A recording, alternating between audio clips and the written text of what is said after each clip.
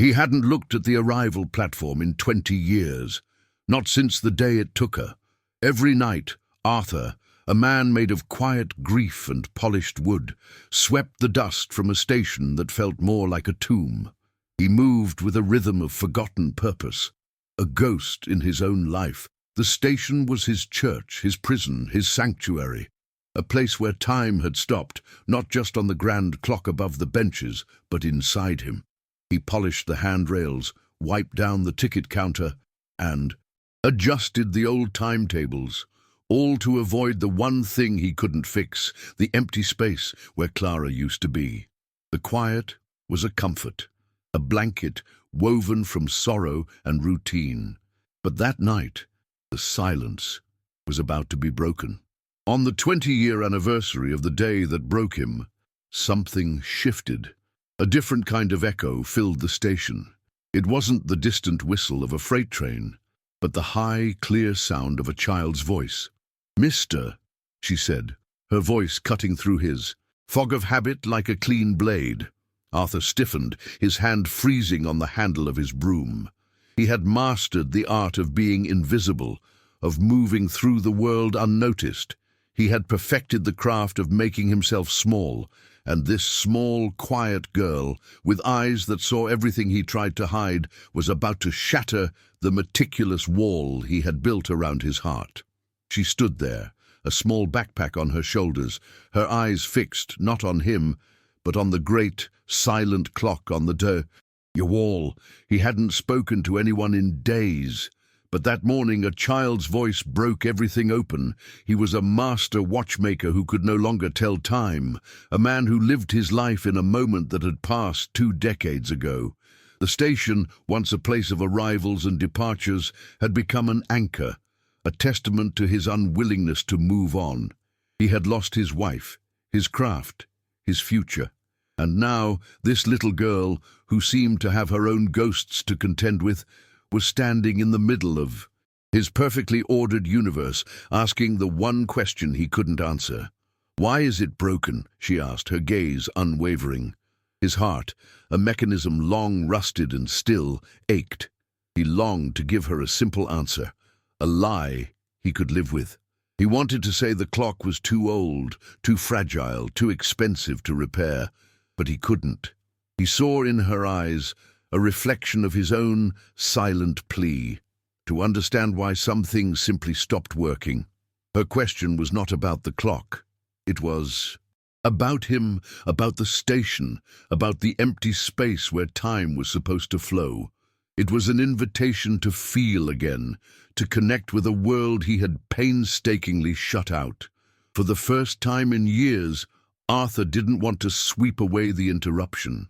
If you've ever lost something that felt like part of your soul, stay with this story. What he finds next might break you in the best way. This isn't just another sad story. It's about what happens when someone finally chooses to feel again. Don't scroll yet. This is about what happens when an old heart finally finds a reason to start ticking. It's about a man who lost his life in one moment and a girl who would help him find it again, piece by painful piece. The station had become his hiding place, a physical representation of the past he couldn't leave behind. The narrator's voice, full of compassion, revealed the story behind Arthur's silence. He was a master craftsman, a man who saw time not as a sequence of minutes, but as an intricate dance of gears and springs. He fell in love with Clara, a woman who had a laugh like wind chimes and a heart as vast as the ocean. He promised to make her a clock, a masterpiece that would mark their life. Together, every single moment of it. He worked on it for 3 years, pouring his soul into every tiny piece, every delicate mechanism. On the morning he was finally going to give it to her, she was on her way to meet him at the station.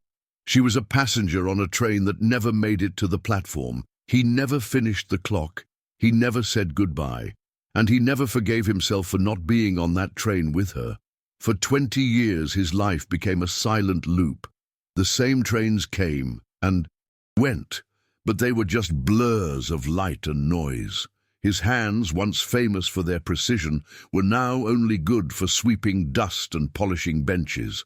The beautiful timepiece he had built for her was hidden in a small box under his bed, a monument to his failure and his grief. It was the last thing he ever created.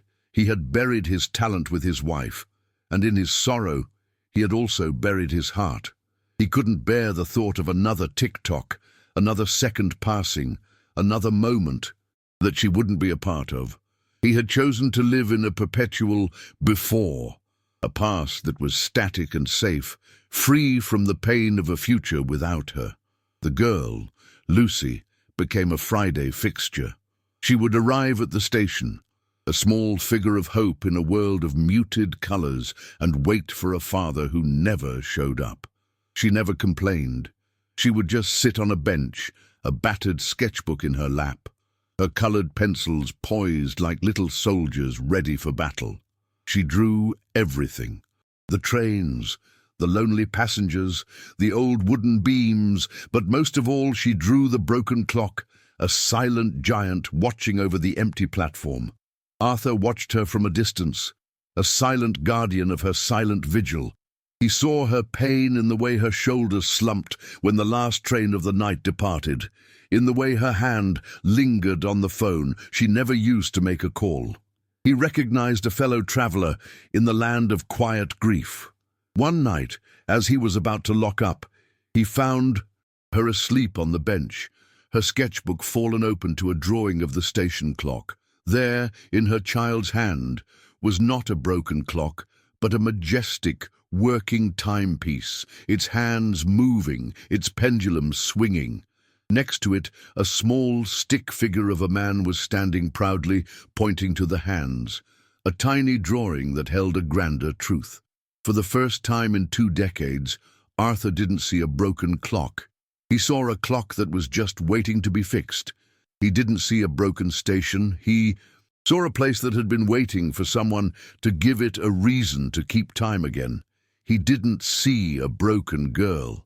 He saw a girl who still believed in the possibility of a working world. Keep watching, because this moment, this tiny, precious drawing, is about to change everything. What would you do if the only way forward was through everything you'd buried? This is the moment. A small gesture becomes the spark that ignites a man's heart. It's the moment a quiet girl, without saying a word, gives a man permission to be who he once was. The drawing was a quiet earthquake. It didn't shatter anything on the outside, but it shook the foundations of Arthur's world. He took the sketchbook and walked back to his small, dimly lit office, the one place in the station that was truly his own. He sat down at his worn-out desk, the drawing of the working clock staring back at him. He saw a man in the drawing who was no longer there, a man with a purpose, a man with a future, and next to him the clock, its hands no longer frozen in a moment of loss, but moving, breathing, living. It was an impossible image, a lie told by a child's crayon, and yet, for the first time in years, it felt more true than the silent reality he had built for himself. The drawing was a key, a silent invitation to open a door he had long ago sealed shut. He felt an unfamiliar pull, a deep, gnawing curiosity. He began to look at the station differently. The dust he had meticulously swept away now seemed to hold stories. The polished wooden benches reflected not just the light, but the countless faces and farewells they had witnessed. He started to pay attention to the trains, not as noisy interruptions, but as vessels of connection, carrying people to and from moments that mattered. He found himself thinking about the clock, the giant, silent sentinel of the station. He walked up to it, his hands, which had only ever swept and polished, now tracing the intricate carvings on its wooden frame. He felt the weight of its silence, a silence that had mirrored his own for so long. He was no longer just cleaning a building, he was confronting a monument to his own grief. The next Friday, when Lucy arrived, Arthur didn't just watch her from a distance. He approached her, carrying a thermos of hot cocoa. He set it down on the bench next to her, a small, unexpected gesture that spoke volumes. She looked at him with those deep, knowing eyes, a flicker of surprise and gratitude crossing her face. He didn't say a word. He didn't have to. The cocoa was his way of saying, "I see you. I see your weight. I see your hope." She took a sip, her gaze returning to her sketchbook. This simple act of shared silence, this small cup of warmth, became their language. He was no longer just the night janitor. He was her fellow traveler, a quiet companion in a lonely wait. Later that night, as Lucy slept, her drawing open on the bench, Arthur found himself drawn to his small office. He knelt down, and with trembling hands, he pulled out the shoebox from under his bed. The box was sealed with dust, a forgotten treasure chest of his past. He opened it, revealing the unfinished clock he had made for Clara. The gears, the springs, the tiny, intricate mechanisms were all there, perfectly preserved, waiting. The moment he laid eyes on it, a wave of grief and regret washed over him. The anger he had buried so deep, the guilt he had carried for so long, came bubbling to the surface. He felt the weight of every second he hadn't spent with her, every moment of her life that his unfinished clock would never get to count. He felt the pain of an unsaid goodbye. What would you do if the only way forward was through everything you'd buried? Keep watching, because this moment, this confrontation with his past, will either shatter him completely or give him the strength to face a future he never thought he'd have. The silent ticking in his heart, long dormant, was about to begin The its next long, day, painful Arthur made a journey back decision. to life. It was a choice between two lives, the one he had lived for 20 years, shrouded in silence and regret, or a new one, born of a child's faith and an old man's forgotten hope. He went to his office, but this time, he didn't just look at the clock he had made for Clara. He got his tools, the same ones he had put away on the day of the accident, and he laid them out on the small desk. His hands, which had grown stiff and hesitant over the years, remembered their purpose. He began to work. He carefully cleaned the gears, polished the tiny screws, and oiled the springs. The station, once a place of quiet despair, filled with the faint metallic clicks of a man rebuilding not just a timepiece, but his own shattered past. He worked all night, the rhythmic ticking of his tools a melody he hadn't heard in years, a song of sorrow and redemption. He was no longer just fixing a clock, he was mending a life. Each turn of a screw, each polish of a gear was a confrontation with his own grief, a silent conversation with Clara. He was no longer running from the past, he was moving through it, with the hope of a child as his guide. He realized that the clock's purpose wasn't just to tell time, it was to hold moments, the moments he had with Clara and the moments he was creating now with Lucy. He was building something that would stand as a testament not to his loss, but to his love, a love so powerful it could bring a broken man back to life. He was ready to let the clock and his heart start ticking again.